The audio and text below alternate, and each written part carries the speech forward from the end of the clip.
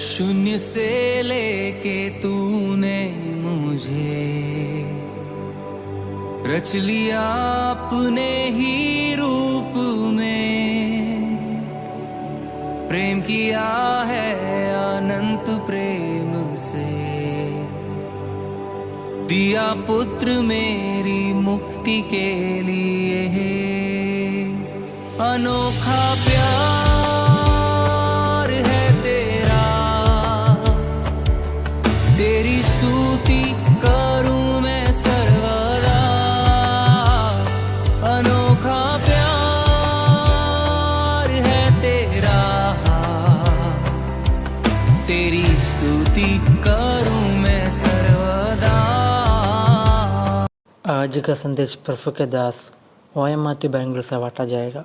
प्रार्थना के साथ सुनिए। परमेश्वर के नाम की स्तुति हो। एक और बार प्रभु का वचन का अध्ययन करने के लिए प्रभु ने हम सबको इकट्ठा किया, इसलिए मैं प्रभु को धन्यवाद करता हूँ।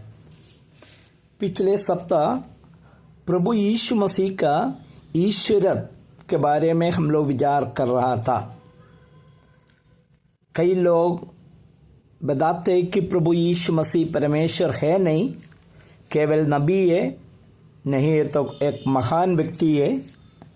लेकिन बाइबल स्पष्ट बताता है प्रभु यीशु मसीह परमेश्वर है। पिछले सप्ताह हम लोग भजन संहिता 110 का 1 में हम लोग जो पढ़े, मेरे प्रभु से यहोवा की यही वाणी है कि तू मेरे दाहिने हाथ बैठ, जब तक मैं तेरे शत्रुओं को तेरे चरणों की चौकी ना कर दूं। मेरे प्रभु से यहोवा की वाणी है। मतलब क्या है? यहाँ यहोवा परमेश्वर ने प्रभु से जो बता रहा है, यहाँ खुद पिता परमेश्वर बताता है प्रभु यीशु मसीह परमेश्वर है। इसीलिए कोई शक करने का जरूरत नहीं है, यीशु मसीह सच्चा जीवित परमेश्वर है। यशायाह नबी का किताब इसका 9वां अध्याय का 6वां पद में हम लोग देख लिया है। क्योंकि हमारे लिए एक बालक उत्पन्न हुआ, हमें एक पुत्र दिया गया, उसका नाम अद्भुत, युक्ति करने वाला, पराक्रमी परमेश्वर, अनंत काल का पिता और शांति का राजकुमार रखा जाएगा। हमारे लिए एक बालक उत्पन्न हुआ। कौन सा बालक है? कोई दाऊद राजा, इस्राएल का कोई राजा, कोई भी नबी उनको पराक्रमी परमेश्वर कह सकता है? कोई ऐसा उत्पन्न नहीं हुआ। लेकिन कौन था? मैं मीका का किताब, जो पुराना नियम में एक किताब है, मीका जो नबी का किताब, इसका 5वां अध्याय, इसका 2 पद में हम लोग इसी प्रकार पढ़ते हैं। हे बेथलेहम, तुझ में से मेरे लिए एक पुरुष निकलेगा जो इस्राएलियों में प्रभुता करने वाला होगा। इस्राएल के ऊपर प्रभुता करने वाला एक व्यक्ति के बारे में इधर बता रहा है और बताते हैं उसका निकलना प्राचीन काल से वरन अनादिकाल से होता आया है। मसीह उद्धारकर्ता का स्वयं सनातन सर्वव्यापी परमेश्वर होना अवश्य है। प्रभु यीशु मसीह के जन्म से लगभग 700 साल से पहले यीशु मसीह का जन्म कहाँ होगा इसके बारे में बता रहा। वो भी इस्राएल के ऊपर प्रभुता करने वाला एक व्यक्ति के बारे में बताते हैं, वही प्रभु यीशु मसीह है। प्यारे भाइयों बहनों, बिल्कुल हमें शक नहीं करना, यीशु मसीह सच्चा और जीवित परमेश्वर है।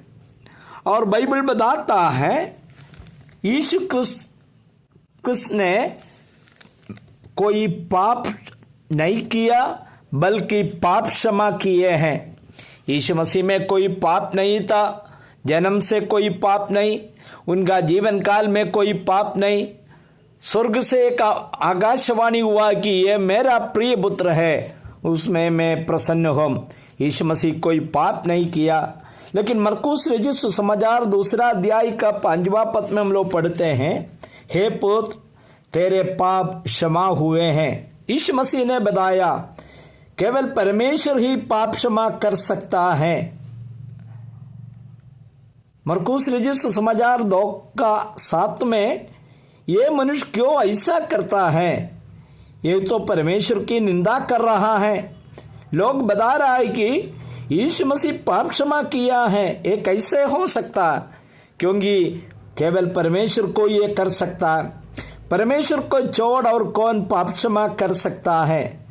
यहूदियों का कथन सही था, क्योंकि केवल परमेश्वर ही पाप क्षमा कर सकता। प्यारे भाइयों, यह स्पष्ट करता है इस्राएलियों के बीच में उनका जानकारी के अनुसार केवल पाप क्षमा करने वाला परमेश्वर है। प्रभु यीशु मसीह पाप क्षमा करने के द्वारा यह स्थापित कर रहा है कि वो परमेश्वर है। साथ साथ प्रभु यीशु मसीह पिता परमेश्वर और पवित्र आत्मा के समानता में हम लोग बाइबल देखता है। मत्ती रजिस्टर समाचार 28 अध्याय का 19वां पद में हम लोग पढ़ते हैं, वहां बपतिस्मा के बारे में हम लोग पढ़ते हैं। वहां पर पिता पुत्र पवित्र आत्मा के नाम में बपतिस्मा देने के लिए बता रहा। इसका मतलब यीशु मसीह पिता परमेश्वर के बराबर है, पवित्र आत्मा का बराबर है। त्रिएक परमेश्वर के बारे में बाइबल शिक्षा दे रहा है। और दूसरा कोरिन्थियों 13:14 में वर्णित आशीर्वाद में भी स्पष्ट किया है कि पिता पुत्र पवित्र आत्मा के नाम में जो शांति दिया जा रहा। इसका मतलब जो बपतिस्मा के जो समय में और जो अंतिम में आशीर्वाद का समय में पिता पुत्र पवित्र आत्मा को बराबरी रख करके एक कार्य कर रहा। कहने का मतलब इतना है, प्रभु यीशु मसीह परमेश्वर है। एक और पद बोल करके आज का संदेश में समाप्त करना चाहता। एक जाना माना पद है, मत्ती रजिस्टर समाचार 18 अध्याय का 20वां पद में हम बताते हैं कि जहाँ 2 या 3 जन मेरे नाम में इकट्ठा होता है, उसके बीच में मैं उपस्थित हूँ। यदि आप लोग बिहार में इकट्ठा हो जाए, यदि आप लोग उत्तर भारत का कोई भी राज्य में इकट्ठा हो जाए, और बेंगलुरु में हो, केरल में और दुनिया का कहीं भी हो, प्रभु यीशु मसीह का उपस्थिति है। इसका मतलब है प्रभु यीशु मसीह सर्वव्यापी परमेश्वर है। प्यारे भाइयों, इस जीवित परमेश्वर को हम आराधना करते हैं। इस परमेश्वर को यदि कोई अपना हृदय में अभी तक स्वीकार नहीं किया है, तो आज वही दिन है जो परमेश्वर आपको बुला रहा, आपको मुक्त में जो उद्धार देना चाहता है, आत्मा का मुक्ति और पाप क्षमा देना चाहता। आज हम प्रभु का वचन सुने, वंचित ना हो, यीशु मसीह को स्वीकार करके आपका जीवन धन्य हो जाए। यही प्रार्थना के साथ आज का संदेश समाप्त कर रहा हूँ। प्रभु आप सबको आशीष दे। आमीन।